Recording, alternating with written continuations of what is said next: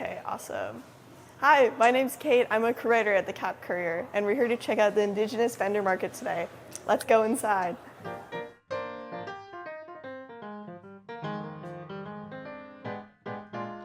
Today, I don't know if you've noticed, but we got a little something happening here in the center.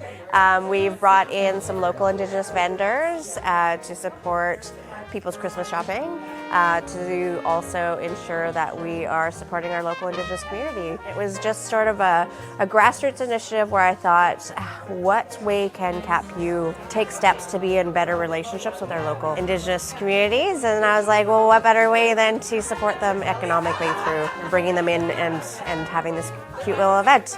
My name is Kathleen Klein. Most people know me as Cats.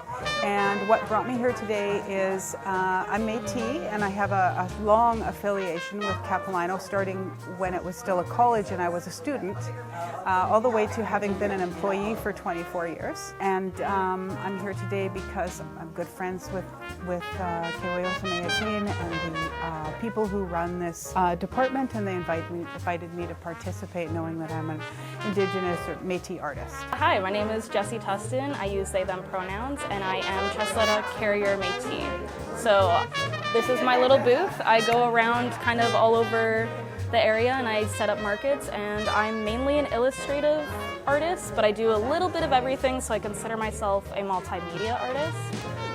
Right now my obsession has been coloring pages. Those have been the most fun. But kind of the main thing I'm known for, at least for my markets, is my silver jewelry. I just try and attend like pretty much as many local markets, especially Indigenous-based markets. Yeah. So That's really sweet. yeah, it's always cool when I get accepted into one. It's like, yes. My name is Evie Dumont, and I make beaded jewelry. What do you like to create the most? What a question for an artist. I'm really inspired creatively. I'm a very creative, like, spark person. I get ideas and I get adrenaline and I just go. I love painting. I love the process of painting. I love the mode of the supplies, the design, the idea, but I really love the process. I like to play with paint. I also really enjoy beading. I do flat work beading as well. I don't have any, I have this as an example here. This is traditional Métis beadwork done on the back of a jean jacket, what we would call flat work. So I would say painting is definitely my favorite, but I really find comfort and connection to my culture beading. Yeah. What do you like to create the most out of like your mixed medias? Probably my prints the most, just because they're just so aesthetically pleasing. I'm a huge print person, so like my wall, I live in a studio apartment. I have one giant wall and it's just packed. What do you like to create the most?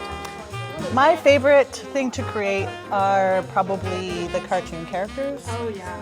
And just coming up with also different variations. Like I also made a BB-8 with a Santa hat.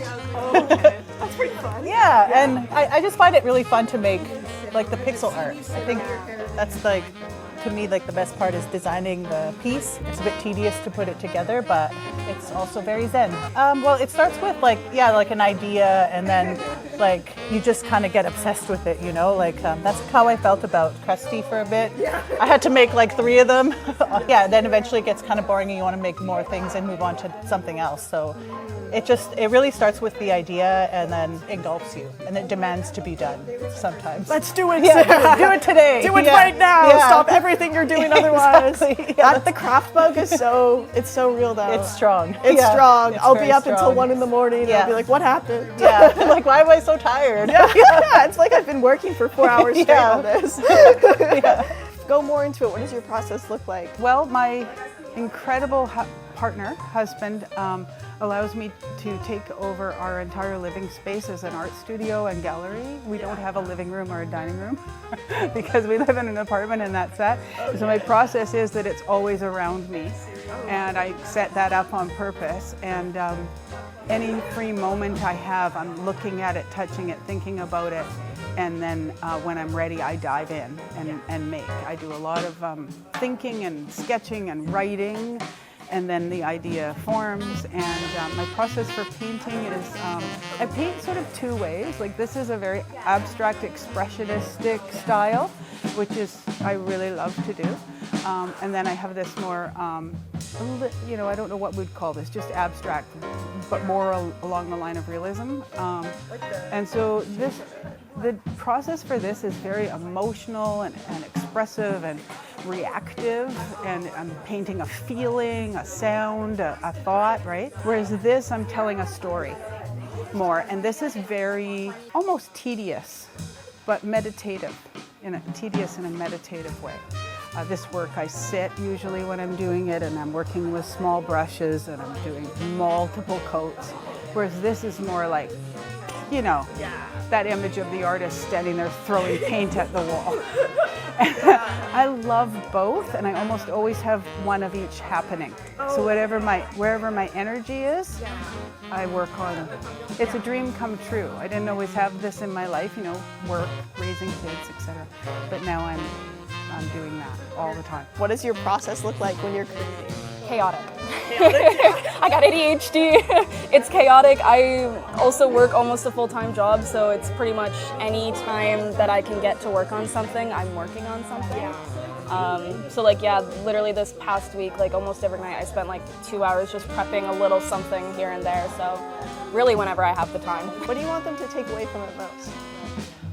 For me, it's just about finding that piece that you love, that you just can't be away from it, that it's just it's finding that one thing that it just speaks to you. To me, that's the thing, is I want to make things for people that, that they enjoy, that they want to share, that they, feel good about. That's what the takeaway. You're sharing all these beautiful pieces with people. What is it that you'd like people to take away from your artwork when they're, you're sharing it with them? That's a very good question.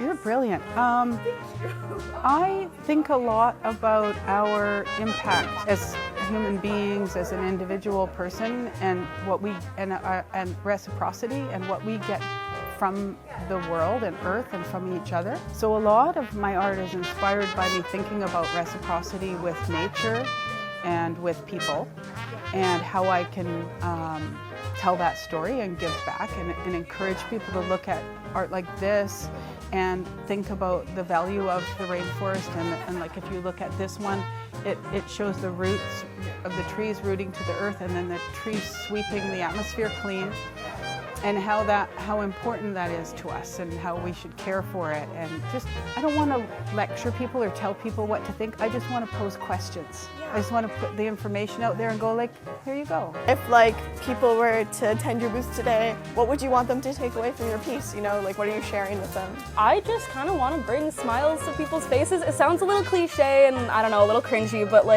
I don't think there's enough color in the world. I don't think there's enough just happy art kind of out there that isn't live, love, laugh.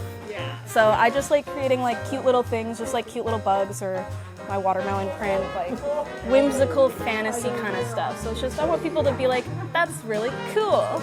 But is there anything else you want to be sharing with people who read the Courier? If you feel the urge to do it, just do it. I dig it. Yeah. Thank you, Evie. That's awesome. Thank oh my you. gosh. I think this is really cool. I'm really excited to see more of these markets. Stephanie has started something really cool here, and we should support it and see it grow. And I will definitely be shopping after professional curator mode.